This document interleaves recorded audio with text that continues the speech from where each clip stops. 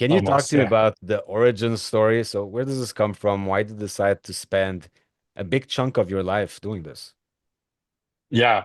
Um, the story kind of starts maybe growing up. Like I was born in Morocco. I grew up there. When I hit my teens looking for community as I was coming out from the closet and coming out as a gay person, I was really thinking about community, and that community was, Morocco is still a Muslim country. It's a conservative country. And so, um, it was challenging. And so as I left Morocco, I got into tech and I got very involved in tech and fall in love with tech. So I worked at Microsoft. I was running regional program for Middle East and Africa, moved to Montreal, worked in the startup community. And one of the things that, started to be daunting in me here is that I had my group of queer friends and I had my tech friends. And when I went to a lot of tech events and the conferences, I didn't see that representation, right? It's an industry that's very homogenous. And so, there was a sense of lack of belonging, right? And so the idea came for starting a meetup because I was very involved in the tech ecosystem and attending a lot of events. And so the idea was to start a meetup where we can bring queer people who are in tech. Back then was just Montreal, and it's bringing people who are queer in tech in Montreal to come together and create space for them where they can feel they belong. Um, Fast forward 10 years later, this was 2016 when we launched the organization. Um, the need was bigger than we ever thought. And I think there was also a community there that really wanted to um, enter tech, right? Tech is the future, and tech is where tech is going to shape the world and shape the life that we have, right? And so this is why I think that everyone needs that representation is really key. And so we wanted to make sure that I'm building an organization that really reflect um, the communities that it serves. To really emphasize communities, I'm just wondering, Yeah. how is it helpful? Like you say there was a big need. So how does it help a person mentally to know Yeah. that there are people? And are you talking about within an organization or outside the organization, but in the field? I think it's both, right? I think queer tech has been a big proponent of building inclusive workplaces, right? And our thinking is moving also beyond just workplaces, thinking about building inclusive technologies. And I think a lot about the workplace, but I think about the industry as a whole because we support professionals who work in tech companies and providing them with resources, but also providing companies with resources to help them feel that sense of belonging and inclusion in the industry. But we also support founders, right? And people who are looking to launch tech companies. And so the mission of the organization, we say we want to queer the tech ecosystem. And it's really about increasing that representation in tech. That representation, so it's growing that representation in tech. And the way we do that is through kind of um, three pillars, if you wish. It's one is providing access to tech, so it's supporting students, career transition, and to enter the tech industry. It's supporting where people who are already in tech and looking to advance their career in tech, and then supporting queer people to launch tech businesses. And this is because nothing existed in 2016 No, or so there was nothing existed in tech specifically. Nothing still Queer Tech is really the only organization that operates in this field. A lot of maybe the question that comes a lot is like why? Canada is at the forefront of human rights and we live in an open society. But I think I think the need for an organization like Queer Tech is go beyond that. I think despite Canada from a law perspective, right, and from policy perspective, we might have the laws that protects LGBTQ, but I think it's still a society that um, still struggle with racism and struggle with still homophobia, but also struggle that there is a lot of barriers for underrepresented communities to enter the workplace and advance their career in the workplace. When you look at the stats, in the tech industry, it's still the more you go on an executive level and leadership level, it's mostly white straight men, right, who are in that power. I think since 2019 with Black Lives Matter and movements like this, right, like a lot of movements in indigenous folks and queer people, I think there is a lot of advancement that we've done around conversation on how do we integrate underrepresented communities into the tech industry. But overall, there is still a lot of barriers. People still um, yeah, they still have a lot of barriers to enter the industry and advance their career in tech. But you're saying there's more to it. Are you saying that because you mentioned specifically when you get to an executive level, are you saying that people don't get hired because they belong to a certain community, or you just trying to give them an extra push because there's no one to back them up? Just explain that to me a bit. Yeah, I can explain. So, in tech, we talk a lot. The best example I give is like we talk a lot about an interview process, about the cultural fit. A lot of companies are do recruitments and they want to recruit people who fit with their culture. And really, that's kind of like some of the core of the problems, right? So usually the people who enter tech startups is by nature a very risky business, right? It has a high failure rate.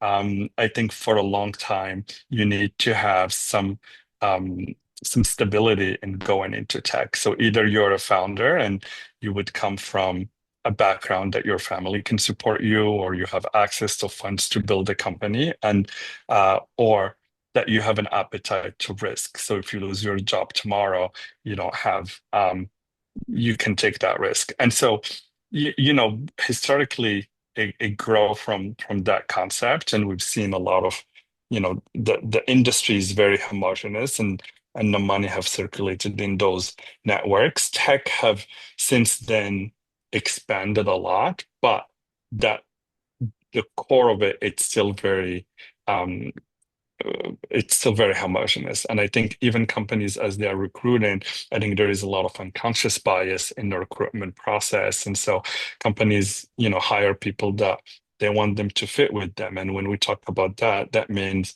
they like similar things that they do. People want to recruit people who they can see themselves working with and having drinks with and being friends with, right? And so that kind of concept have long lived in the tech industry. Um, Today we've seen, there's a lot of barriers that like people still face. Like we've done a research study, that we've published last year or a year and a half ago, and it really focused. It says um, at least one out of two where people have been at least discrimination once in the recruitment process. I think when we look at especially gender diverse people, so non-binary and trans folks, I think they're having even much more barriers and challenges to throughout even the recruitment process. And then once you enter the company, because the majority of the people might be representative of one group, um, then what we've seen is there is less mentorship for underrepresented communities. I mean, even women who are not underrepresented in society, there's 51%, 51% of the population, they are still drastically underrepresented in the tech industry. When you talk about queer, who does it Mhm. represent exactly? So if we use it as an umbrella term for like LGBTQ. So it's like, yeah, So it's pretty much everyone in the community. It's not someone yeah, specific. Okay. exactly. Yeah, yeah, it's everyone in the community. And if you had to compare 10 years ago to today, do you feel like you've had a real impact? I mean, do you feel like society has changed? I mean, of course, there's other organizations, maybe not focused on tech specifically, but do you feel it's changed in the past decade? We we have made tremendous progress, I think, in general. Like we've seen, companies implementing more policies and programs to support underrepresented group.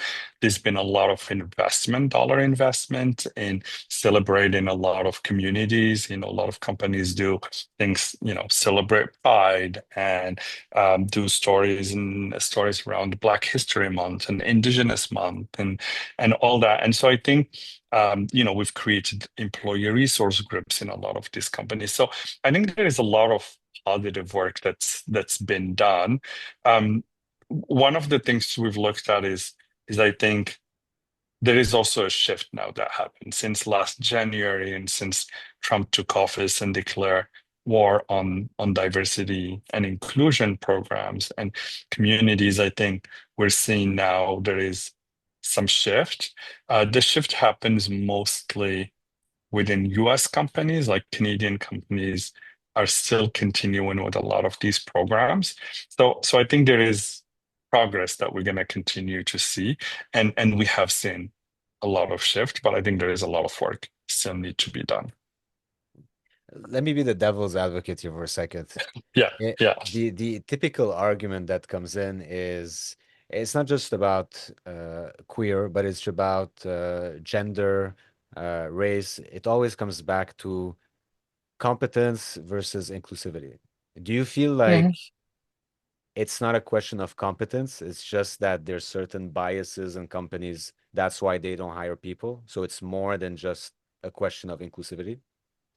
100%. I think there's just a lot of bias implemented in, like we talk a lot about unconscious bias. I think there's a lot of bias that happen, but I think it's not also um, the people that comes forward from these communities are also as competent as other communities, right? And they're not getting the jobs because of many reasons, right? That we can look at. So as I mentioned, there is a lot of barriers for them to make it through the recruitment. Like when we think about um, professional networks is one of the examples I give, right? We tell a lot of member of communities, if you want if you want to access job markets, building professional network is very important because when companies are recruiting, referral programs is a big thing in a company, right? And so if a company has a majority of certain group in that referral group, then you're just reinforcing the recruitment from the same groups. And so sometimes you might not have the opportunities. I think also the barriers we're looking at in especially when we talk tech and we talk about STEM, you know, going to it's still a field that's very male dominated, and it's still there is like challenges with women going into that field and staying in the field, and the other representative group going into the field and staying in the field. So from there, we're already seeing if we don't have a lot of students coming out of the pipeline, also with that tech education, then we're continuing to reinforce that process and recruitment in the companies. Now, Fel, you've been a minority at two levels. So is it more difficult being queer in Morocco or being a stranger in Canada? Because because I mean I'm asking because I want to understand because a lot of people here say when they first move into Canada it's very difficult to integrate society. And Yeah, that's besides everything else, everything personal about you. It's just being a stranger to a new country. And then yeah, there's yeah, being a yeah. local in your own country, but being different. So It's a very good question. I think, I think being an immigrant in Canada it's challenging in the beginning. But I think for me, it's better than being a queer person in Morocco because it's illegal to be gay in Morocco. So there is a fundamental challenge that comes with that. Um, and moving to Canada and being a new immigrant, it was difficult 15 years ago when I moved here. I think is even more difficult now, even though there's so many programs to support. I think there is a lot more challenges to move here. I think I see a lot of people having a hard time finding jobs, finding homes. I think that the Canadian dream is a little difficult. Um, one of the challenge, though, I would say, moving here is like also having the Canadian experience or the Quebec experience. Like that's something that I faced when I moved here. I think once you pass that first step of challenge, I think some people like I've integrated well. I have um, a lot of friends locally, right, and international friends, but it's integrating also in the culture and not I didn't just choose to have my own community and group, which I see a lot of people do. And so integrating in the culture becomes even harder, right? And adopting. I think there's a shift also that happens, I think, in Quebec, that sentiment, anti-immigration sentiment that's growing. It makes people feel unwelcomed. So that's also not a good feeling when you move to a new place and you're trying to start and build a new life. You know what? Let me recenter the conversation around you. How do Okay. you spend Yeah. your time? You told me you travel a lot, you have events. So, what do you do 10 years later? Is it just about spreading the word? Is it just about, growing the organization itself, expand the reach?